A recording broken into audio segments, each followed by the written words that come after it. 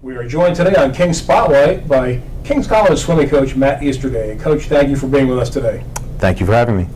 Coach, the King's swim team opens the season on Saturday with a 1 p.m. meet in New Jersey at Drew University. Tell us about the preseason, how you think it went, and what your preseason practice regimen consists of. Preseason for swimming is it's different than most sports. We pretty much started the first day of school. Our first actual official practice doesn't happen until about the middle of September, but our captains ran practices with the team as an optional option for our swimmers. So for a couple weeks we did that, and then we started about middle September. Us coaches could officially be on deck and really get going. The preseason this year, we have a lot of new kids on the team, so getting them acclimated to the training regimen that we do here in college, it's just very different. Plus, with the academic load, trying to balance all of that and get used to that is the major challenge, I think, at the beginning of the year with preseason. But in terms of the training, we do a lot of lifting and we do a lot of just base training to get started with the season. So again, getting acclimated, all the new kids with the team, becoming accustomed to that regimen, so to speak, is always a difficulty. But to start the year, we've done really well. All the new kids have adjusted really well to the new regimen, and the training in general has gone really, really well, and we're excited to see what we can do this weekend with our first meet. Well, Coach, you have a pretty young team this year with only 5 seniors on the entire squad, combining both men and women.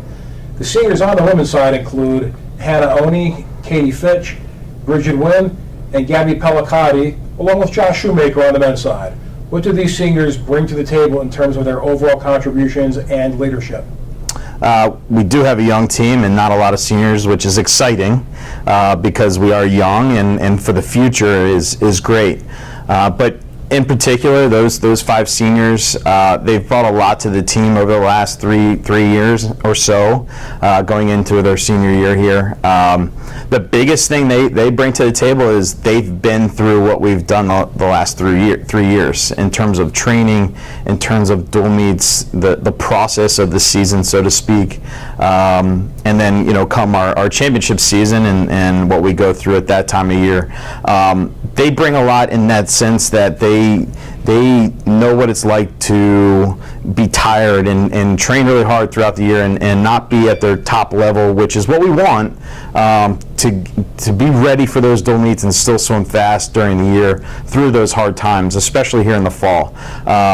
Whereas the new kids don't understand that right away and don't get that we don't want to be at our fastest, so to speak, at the beginning of the year versus the end of the year, where we do want to be our fastest and be able to compete at a high level at the end of the year. So having that understanding of that and going through that process, being able to translate that to the younger classes that we have and the majority of our team, it allows them to become adjusted and become acclimated to what we want to do throughout the year a little bit easier and a little bit faster too, in terms of understanding the process, so to speak. Plus, some of those names that you listed, they're school record holders, they're some of the faster swimmers we have on our team, and we look for them to continue to step up and be those type of training leaders, to be leaders in the pool, to help push your younger classes to be as good as they want to be. So they bring all those things to the table. Well, on the men's side, you do have some solid returning experience with 8 veterans back. Talk about those returning male swimmers. We do. As you mentioned, we only have 1 senior. We actually only have 1 junior as well, so the rest are all sophomores, along with the newcomers. We did really well last year with the numbers that we had, and which wasn't a lot, but we did really well for what we had. And what they bring back now is we have school record holders. We have Bryce Grosshart, who set the 200 backstroke record and was 3rd place in the 200 back at Mid-Atlantic Conference Championships. Aaron Griffith, who set our school record in the 400 IM, which was a long-standing IM record, as well as Bryce's 200 backstroke record.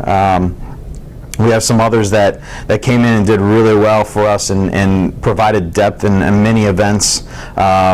Those two were just to name two out of the large group that we do have returning. And going forward, we're excited to see what they're going to do now now in their second year or third year or fourth year, seeing how they develop after their first year and so on and so forth. So we're excited to see how that goes. Well, Coach, also for the men, there are also some newcomers. We have 3 freshmen and 1 transfer in particular who are expected to make an immediate impact and also improve the team's depth. Where do you see them fitting in and contributing? We're very excited about the freshmen. We do have a few that are coming in with some high expectations, and I think the biggest thing is they're providing a lot more depth for our men's team. We haven't had a ton of numbers in the past. We now have 13 guys on the team, which is our biggest men's team we've ever had. The biggest thing they bring is the depth, and we're excited about also potentially scoring pretty high at the conference championships with a few of them. And just to name a few, Dan Weeks, who's our transfer sprinter, Chris Dion is a butterflyer who will really, I think, develop as the season goes along and provide depth in the butterfly and sprint events. And Reese Hammaker will provide a lot of depth in the sprint events as well. Again, those are just 3 kids right off the top of the head that I feel will make an immediate impact, and the others will also provide a lot of depth as we go forward throughout the season. So we're excited about the young group and going forward with them as well. Coach, on the women's side, you have 9 returnees back who add a great deal of experience. So tell us your thoughts about the returning swimmers on the female side. Sure. I again, just like the men, I feel, we're young with the returners. Again, there's not a lot of juniors, in addition to the seniors. So the majority of those returners were freshmen last year and now sophomores. So seeing them develop from last year to this year already in the first couple weeks, I'm really excited to see how much more improvement they're going to make as the year goes on and provide that leadership and consistency with now the freshman class that is also large. So just going forward, continuing to develop and just the excitement that they're going to bring to the program going forward now. And also for the women, you have 8 newcomers, as you mentioned, including 7 freshmen and 1 first-year sophomore. So talk about this new group of swimmers and how they will help the program. Yes, and again, just like the men, I feel like I'm repeating myself, but as we've kind of gone through the program the last couple of years, we continue to add depth and we continue to add numbers, which has been always the goal with the program the last couple of years. And with 7 freshmen and 1 sophomore, it's providing more depth and that we've never had. We now have 18 girls, I believe, or 17 girls on the team, which is the most we've ever had. And when we're talking about competing on a conference level, we need to have that many girls or a few more than that, which we hope to have in the next couple of years or within the next year. And with the current freshman class, we're excited. There's a few that I think really will perform at a high level immediately. Kirsten Seaweed comes from a great program in the Philadelphia area and has put up some times that should compete right away and immediately on the conference level. Megan Witt from New Jersey should be able to help us and provide very good depth in our backstroke events. Then we have a few freestylers that should develop as the season goes along and hopefully make the conference meet and potentially score going forward. So we're very excited about the potential of the freshman class and excited to see where it goes as the year goes along. What do you see as the strengths of the program this year compared to last season? The strengths, I believe that the biggest strength is the depth, which I've already discussed. In swimming, you need depth to compete. And you could always have a few kids here or there that are at the top, but if you don't have 3 or 4 competing in every event, then you're not typically going to, be able to score the most amount of points or be able to compete as a team. At the conference level, you can score 18 men and 18 women total, and the top teams in the conference are scoring that many. So to be able to have more depth in every event that we now have is going to be a strength for us. It's going to help us compete in dual meets better. It's going to help us compete at the conference level better. So I think that's one of our biggest strengths. I think we do have a few more kids individually that will compete at the highest level, which is exciting, going forward. So in swimming, we just have to, play the season out and keep training really hard, which we're doing right now, and get stronger and faster throughout the season. Learn from our good things and our bad things that we do in dual meets, and we'll see where that takes us come our conference meet in February. Coach, are there particular events that you think we will see a big improvement in the season, whether it be in individual or relay events? That's a hard answer to. That's a hard one to answer, Bob. We do have a few events that are our strongest events. I think I mentioned a few of our kids that have placed. Bryce Goes Hard has some very high goals, and he placed very high last year on the men's side in a few events, 200 backstroke included. Aaron Griffith placed top 8 in the 400 IM, and we'll be looking to do the same thing, in addition to a couple other events he swims. I believe a few of our relays have a chance to do really well on the men's side, given our freshman class that we have and what we have returning from last year. So our depth in those events will be better. On the women's side, I do think we'll be competing. Katie Fitch returns in our distance events, where she placed top 8 in a mile last year, and I foresee her being able to compete on that same level again this year. I mentioned Kirsten Seawy coming in as a freshman. We haven't competed in a meet yet, though, so we don't know where she's at currently, but I think she will be at the top in her events, which are the breaststroke events and some of the freestyle events. And then a few of the other individual events will be, I think, well represented as well. To say individually which ones, I think will just be all around in every event. I think we'll have somebody placing in every event. Relays, I think, will be a little bit deeper on the women's side, which is exciting, and we'll kind of see how that goes throughout the year as well. I think that will play out through the season as to what we'll have going forward, and see how that goes. Coach, since you took over the program in 2009, all 19 of King's women's school records have been broken, and 11 of the 19 men's records have also been established during your tenure.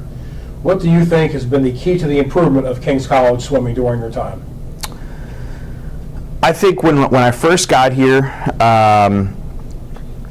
there wasn't a huge interest in swimming at King's College. I think as we've gone along, we've worked really hard, and my goal has always been to make our swimmers better swimmers.